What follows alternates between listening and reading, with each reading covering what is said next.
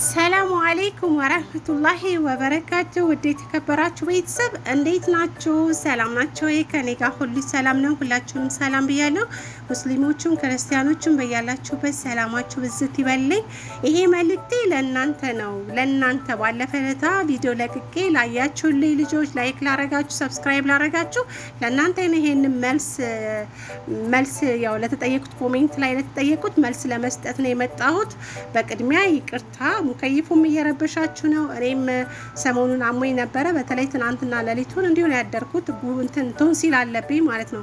ከልጅነቴም ቶንሲል አለብኝ። ቶንሲል ተንስቶብኝ በጣም ስሰቃየ ነበር። በዛ አጋጣሚ የቶንሲል መድኃኒት የምታውቁ ልጆች እባካችሁን በኮሜንት ብትነግሩኝ አስቀምጡልኝ ብዬ ነው የምላችሁ። ትኩስ ነገር ጠጣሁበት። ትንሽ ለውጥ አይቼበታለሁ፣ ግን ተመልሶ ይመጣ ማለት ነው። ያመኛል እና ቤተሰቦቼ ማለት ነው የባለፈውን ቪዲዮ አይታችኋል። የለቀኩትን የ8 አመት ከ2 ወር የልፋቴ ውጤት ምናምን ብዬ ፖስት አድርጌ እኔ ፖስት ሳደርግ አንድ ሰው ፖስት ሳደርግ ባለፈ ዕለት ማለት ከ3 ቀን ወይም ደግሞ ከ4 ቀን በፊት ይሄ ሁሉ ሰው ያይልኛም ብዬ አይደለም ወላሂ። ምክንያቱም ዩቲዩብ ተተለቀቀበት ወደ ረጅም አመት ወደ 2ኛ አመቱን ይዟል።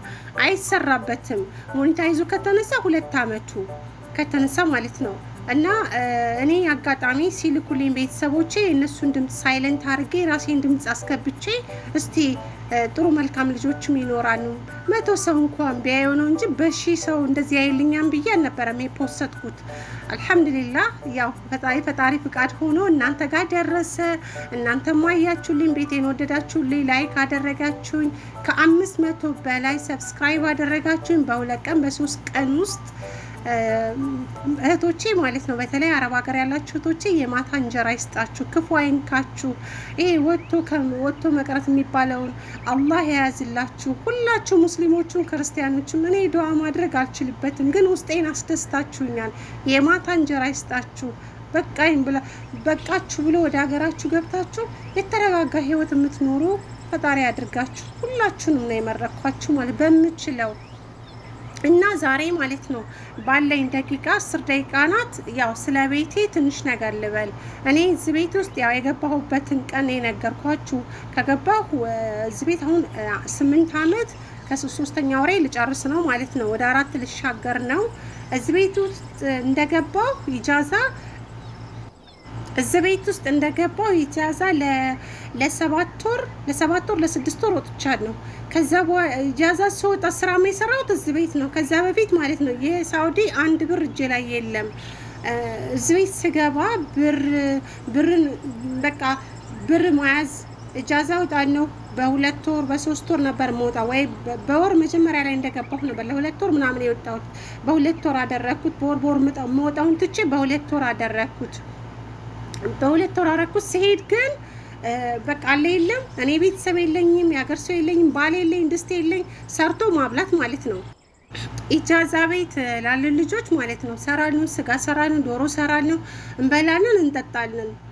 ስመለስ ወደ ስራ ስመለስ ብሩን ስቆጥረው 500 600 አጠፋለሁ። ይሄ ነገር እንዴት ነው ህይወት የሚስተካከለው ብዬ ቆም ብዬ ማሰብ ጀመርኩ ማለት ነው። ከዛ ከሰዎቼ ጋር ተነጋገርኩ። ወደ ስራ ሳልመለስ ኢጃዛ ቤት እያለሁ በደንብ አሰብኩበት። ቦርሳዬን ከፈትኩ። ምን ያህል እንዳወጣው ወደ 550 ብር ምናምን አጥቻለሁ። በዚህ ሁኔታ እንዴት ነው የሚቀጥለው? ባል የለኝ፣ ድስት የለኝ፣ ፍቅረኛ የለኝ፣ ምን የለኝ፣ ቤተሰብ የለኝ። ሰርቼ ከማንም ጋር እንደዚህ እየሰራው በገንዘብ የምጫወት ከሆነ ነገ ብታመም የሚያነሳኝ የለም። ችግርን አይቻታለሁ እዚህ ሀገር ላይ ማለት ነው። ችግርን ቀምሻታለሁ። የእቃ ማጠቢያ ይሄ ጨው ውሃ ማለት ነው እሱን ጠጥቻለሁ። እዚህ ቤት ስመጣ ወደ ስራ 50 ብር የምከፍለው የመሻወር አውጥቼ ከሰው ነው የተበደርኩት። ይሄንን ነገር ያዩ ሰው ነኝ እና እየሰራው እየመጣው ዶሮ ስጋ እየገዛው እያበላው እንብላ እንጠጣ ምል ከሆነ እንደዚህ ከሆነ በቃ ብር አይያዝም። ይሄ ኢጃዛ የሚባለው ነገር መቆም አለበት ብዬ ከራሴ ጋር ነው የተማከርኩት። ወደ ስራ ቦታ የመጣው ተመልሼ ሴትዬ አረቢት ናት እና ልጇ ያላገባች አንድ ትልቅ ሴት አለች። እነሱን ቁጭ አርጌ ነገርኳቸው። እኔ ያለ ኢጃዛ መስራት እፈልጋለሁ። እዛ ሀገር ላይ ቤተሰብ የለኝም፣ ምንም ቤተሰብ የለኝም። ያለ ኢጃዛ ልስራ፣ ሰራተኛ እንዳታመጡብኝ ብዬ ስላቸው በጣም ደስ አላቸው። ቃል ገቡልኝ ማለት ነው። ቃላቸውን እስካሁን አላጠፉም። ቃል ገቡልኝ። እኔም አልሐምዱሊላህ የዛን ቀን ኢጃዛ የሚባል ነገር ቆመ። ካርድ አልሞላም ምን አልል በቃ ሁሉ ነገር ቆመ ነው የምላችሁ። ካርድ ስለማልሞላ ሲም ካርዱ ተቆረጠ ማለት ነው። ሰው ሲደውልበት ይሰራም። ካርድ መሙላት ግን አልችልም። ትንሽ ቆየት አለና ሲም ካርዱ ሌላ ሰው አወጣው ማለት ነው። ከዛ ከቤተሰቦቼ ጋር በምን ነበር የምገናኘው? በቡቱም ነው የምገናኘው። በኢሞ ነበረ። በኢሞን ቢሲል እያስቸገረ ሲመጣ ቡቱም አደረግነው። በቴሌግራምም በቡቱም ማለት ነው። ከቤተሰቦቼ ጋር ከእናቴ ጋርና ከእህቶቼ ከወንድሞቼ ጋር እንደዛ መገናኘት ጀመርኩ ማለት ነው። ደሞዝ የሚከፍሉኝ ደሞዜ ስንት ነው? 2100 100 የመሻወር ነው መጀመሪያም የተነጋገርኩት ማለት ነው። መሻወር 50 ብር ነው፣ ግን 100 ብር ነው ብዬ ነው 100 ብር ነው። እሺ ብለው ያቺ ደሞዝ ያቺ የመሻወር ብር እንኳን አልቀረችም ይሰጡኛል። አንድ ላይ 2100 ይሰጡኛል። 2100 ይሰጡኛል። ከፈለገኝ በወር ከላክ 50 ብር የመሻወር ከፍላለሁ። በሁለት ወር ከላክ 50 ብር መሻወር ከፍላለሁ። 5 እንጀራ አስመጣለሁ። በ16 ብር ሞዴስ አስመጣለሁ። ሴት ልጅ ነኝ። የሚችሉ ሌላ ነገር በሙሉ እነሱ ናቸው። ጫማ፣ ሂጃብ፣ ልብስ፣ ሻምቦ የሚያመጣልኝ አይመቸኝም ሲል ልብስ አጥብበታለሁ። ሻምቦ ማለት ነው። ራሴ ሁሉን ነገር በብሬ ማውጣት ነገር አብቃቅቼ ቆጥቤ ማለት ነው። ከደሞዜ ላይ ያቺ 2000 ብር አትነካም። ሙሉዋን ነው የምልከው። በሁለት ወር ከሆነ 4000 ብር ሙሉዋን ነው ምንም ሳትቆራረጥ ማለት ነው። እየላኩ ቤቴን እንዲያልቅልኝ አደረኩ ማለት ነው። ቦታ ገዛው። ቦታው ላይ ስገዛ 32 ቆርቆሮ የእንጨት ቤት ነበረ። እሱን አስፈርሼ ምን ብዬ ነው ስሜን አዘዋውሬ በራሴ ስም ያስደረጉልኝ ቤተሰቦቼ ማለት ነው። እዛው መታወቂያ ምንም ስላለ ያጎቶቼ ልጆች ያው ያጎቴ ልጅ ከንቲባ ነበረ። እሱ ነው ስሙን ሁሉን ነገር ያስተካከለልኝ።